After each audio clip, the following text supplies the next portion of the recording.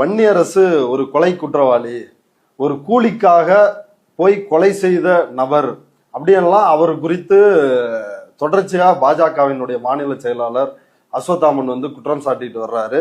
பல ஊடகங்கள்ல பேட்டி கொடுக்கிறாரு.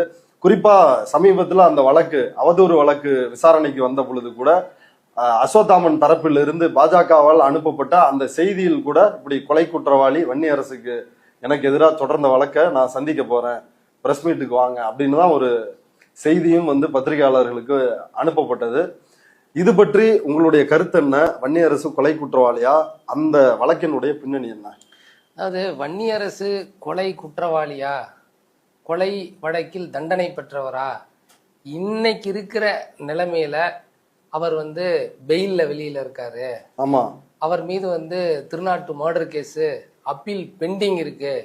அப்படி சஸ்பென்ஷன் ஆஃப் சென்டென்ஸ்னா ஒரு வழக்கில் கீழமை நீதிமன்றம் தீர்ப்பு கொடுத்து உயர் நீதிமன்றத்தில் மேல்முறையீடு வருகிற பொழுது அந்த மேல்முறையீடு வழக்கு இறுதி விசாரணைக்கு எடுத்து கொள்ளுகிற வரை இடையில் எனக்கு பிணை கொடுங்க, சிறையில் இருக்க வேண்டியதில்லை, மேல்முறையீட்டில் நான் வெற்றி பெறுவதற்கான வாய்ப்பு எல்லாமே இருக்கு, எனவே வெற்றி பெற்றால் நான் உள்ள இருக்கிறதுக்கு யார் எனக்கு தீர்வு தருவாங்க, எனவே எனக்கு பெயில் கொடுங்கன்னு கேட்குற டேர்ம்ஸ் தான் சஸ்பென்ஷன் ஆஃப் சென்டென்ஸுங்கிறது. இந்த சஸ்பென்ஷன் ஆஃப் சென்டென்ஸ்ல தான் வன்னியரசு இருக்கிறார் அப்படின்னு கூட பேசியிருக்கிறதா நீங்க சொல்றீங்க. அவரும் வழக்கறிஞரா? ஆமா, வழக்கறிஞர் தான்.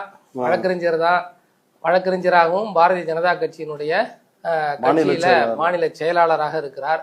ஆனால் அவர் சொல்லுகிற இந்த பதில இருந்து வழக்கறிஞர் என்று சொன்னால் ஒரு ஆதாரம் இல்லாமல், ஆவணங்கள் இல்லாமல் ஒரு குற்றச்சாட்டை வைப்பதற்கு ஒரு முறைக்கு இருமுறை யோசித்து ஆதாரங்களோடு சொல்லணும்.